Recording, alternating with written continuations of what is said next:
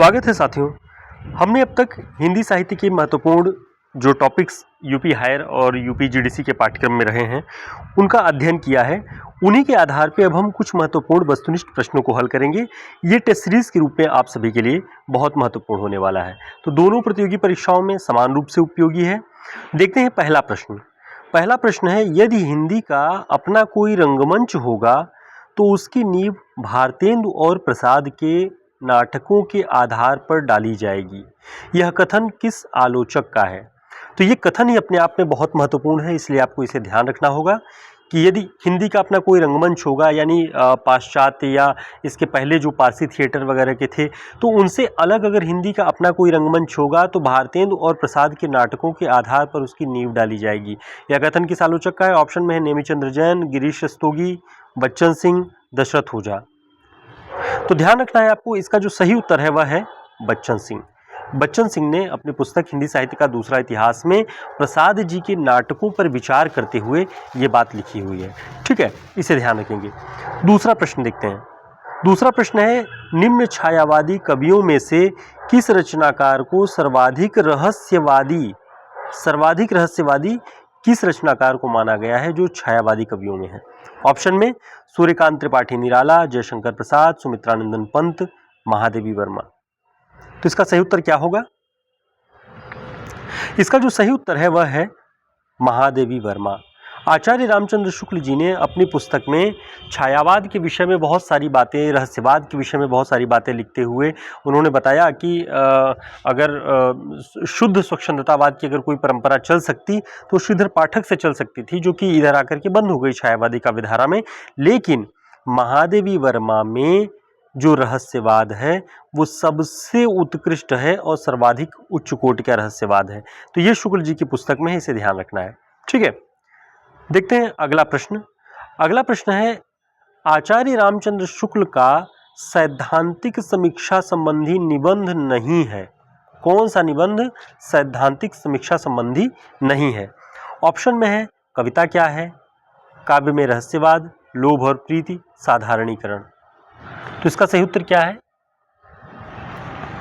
इसका जो सही उत्तर होगा वह है लोभ और प्रीति। हमने आनंद की सिद्धावस्था, आनंद की साधनावस्था के दौरान भी इस बात का उल्लेख करते हुए बताया कि कविता क्या है, काव्य में रहस्यवाद और साधारणीकरण जैसे पक्षों पर जब वे चिंतन करते हैं तो ये चिंतन सैद्धांतिक समीक्षा के अंतर्गत आता है। लेकिन जो ये लोभ और प्रीति वाला ये निबंध की बात है, या क्रोध का, जितने भी ऐसे निबंध हैं, ये मनोविकारों वाले निबंधों की श्रेणी में आएंगे। तो ये सैद्धांतिक समीक्षा का न होकर के ये मनोवैज्ञानिक, मनोविकारों पर आधारित निबंधों का अध्ययन है। चलिए देखते हैं अगला प्रश्न। बच्चन सिंह के अनुसार प्रेमचंद ने स्वयं अपने किस उपन्यास को हिंदी का बेहतरीन नॉवेल कहा है? यानी खुद उन्होंने अपने किस उपन्यास को हिंदी का बेहतरीन नॉवेल माना है? तो इसका सही उत्तर क्या होगा? ध्यान रखना है, ऑप्शन में है कायाकल्प, सेवा सदन, गोदान गबन। तो इसका सही उत्तर क्या होगा? इसका सही उत्तर है सेवा सदन।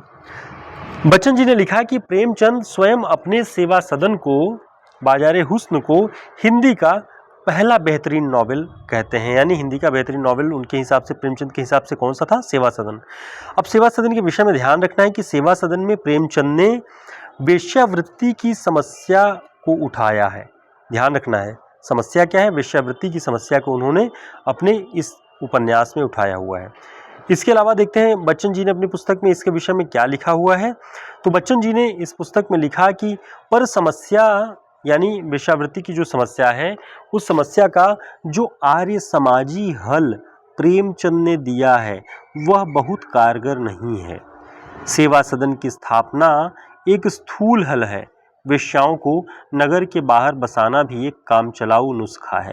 तो वेश्याओं के जीवन पर, उनके जीवन की जटिलताओं और उनके जीवन की विडंबनाओं पर आधारित ये उपन्यास उसका एक हल के रूप में प्रेमचंद जी ने दिया कि एक सेवा सदन नामक आश्रम के रूप में कह लीजिए स्थापना की गई और सारी वेश्याओं को वहाँ पर स्थानांतरित करने की बात उसमें एक हल के रूप में दिखाया जाता है, जिसे बच्चन जी ने कहा कि ये आर्य समाजी हल है और एक स्थूल हल है।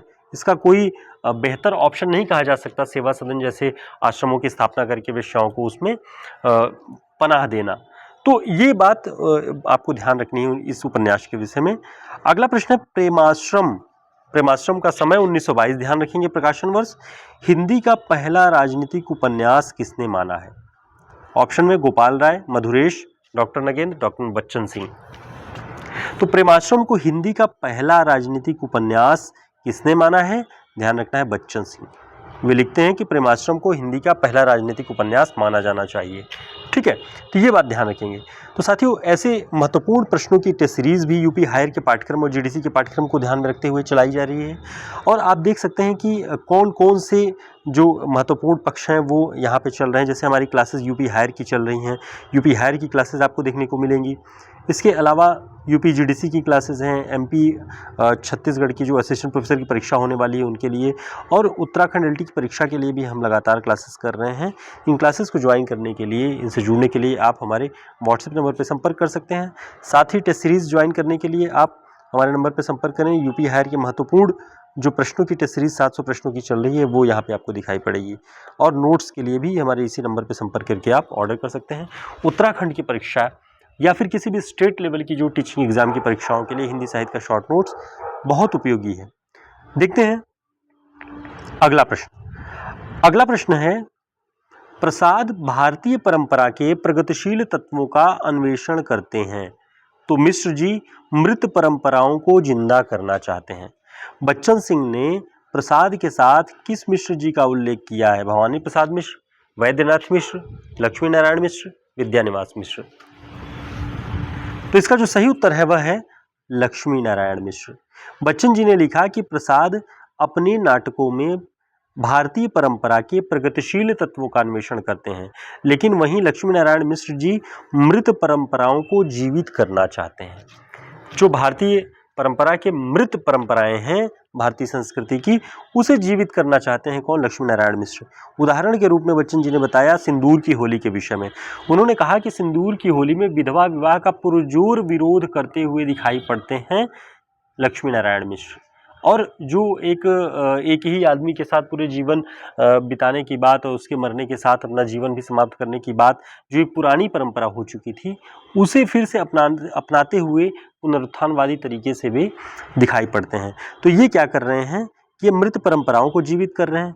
लेकिन भारतीय परंपरा के प्रगतिशील तत्वों का अन्वेषण कौन कर रहा है? प्रसाद जी। कैसे? ध्रुवस्वामिनी अगर आप देखेंगे तो ध्रुवस्वामिनी में उन्होंने एक भारतीय नारी की जो परंपरागत स्थिति रही है हमारे समाज में, वो विवाह विच्छेद की जो एक पश्चिमी अवधारणा है, उस पश्चिमी अवधारणा के विरुद्ध हमारी संस्कृति में किसी स्त्री के प्रताड़ित होने पर उसके जीवन के जर्जर हो जाने की अवस्था में विवाह विच्छेद का विकल्प हमारे परंपराओं में कहाँ कहाँ व्याप्त है, वो बात आपको ध्रुवस्वामिनी नाटक में दिखाई पड़ेगी। तो इस रूप में प्रसाद जी भारतीय परंपरा के प्रगतिशील तत्वों का अन्वेषण करते दिखाई पड़ते हैं, मृत परंपराओं को जीवित करते हुए नहीं।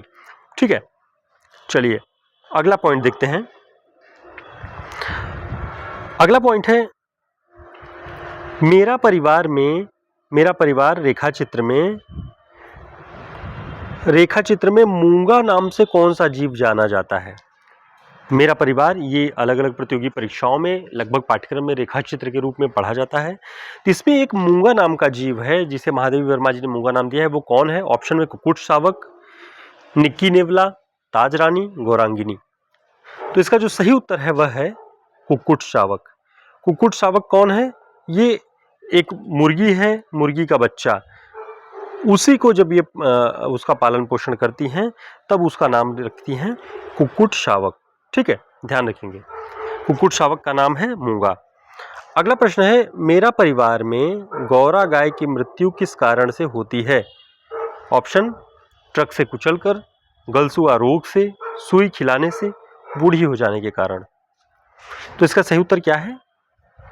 ध्यान देंगे, इसका जो सही उत्तर है वह है सुई खिलाने से। उसमें महादेवी वर्मा जी ने बताया कि सुई उसकी कलेजे में जाकर के अटक जाती है।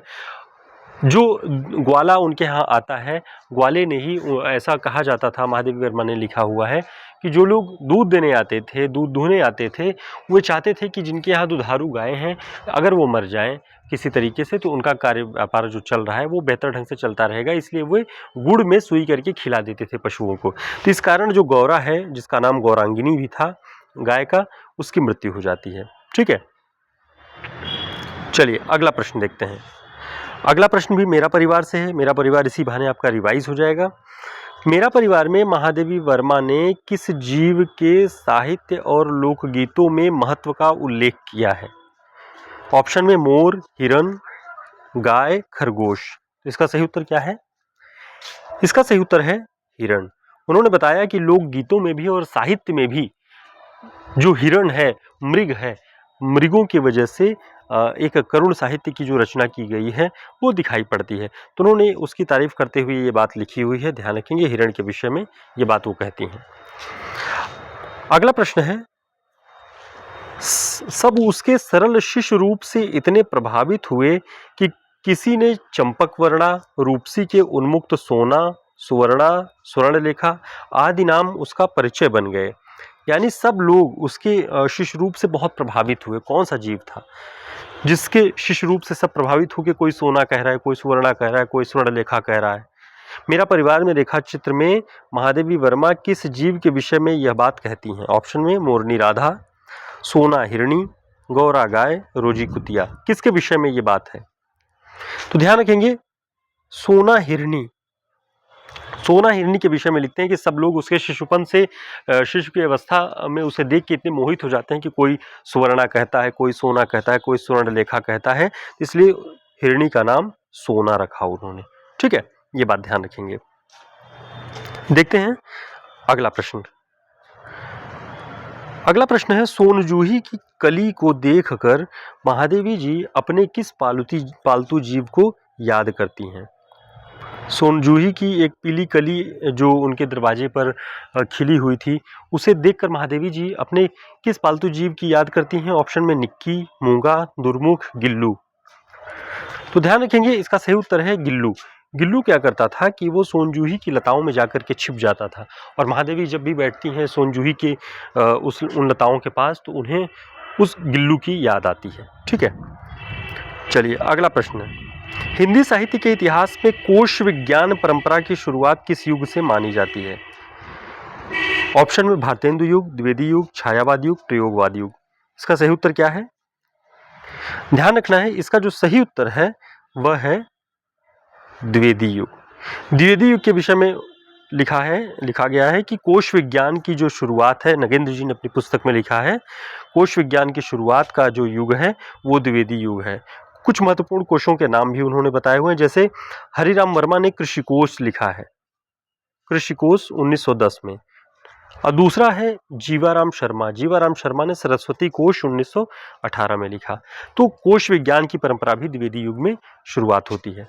चलिए अगला प्रश्न देखते हैं। दो कथन हैं, दोनों कथनों को आपको ध्यान रखना है। महादेवी वर्मा एक कुशल चित्रकार थी, और दूसरा कथन है ये आरंभ में ब्रजभाषा में कविताएं लिखती थी। इन दोनों कथनों के लिए विकल्प चुनिए। विकल्प है दोनों कथन सही है, दोनों कथन गलत है, केवल कथन एक सही है, केवल कथन दो सही है। तो इसका सही उत्तर क्या होगा? इसका सही उत्तर है दोनों कथन सही है। नगेंद्र जी की पुस्तक में आप देखेंगे तो उसमें लिखा है कि महादेवी वर्मा एक कुशल चित्रकार भी थी और आरंभ में ये ब्रजभाषा में कविताएं भी लिखती थी। तो ये तथ्य आपको ध्यान रखना है, महत्वपूर्ण प्रश्न है। चलिए अगला प्रश्न देखते हैं। अगला प्रश्न है, थियोसॉफिकल सोसाइटी की शाखा भारत में सबसे पहले किस शहर में खोली गई? ऑप्शन अडयार मद्रास में, कलकत्ता में, वाराणसी में, दिल्ली में।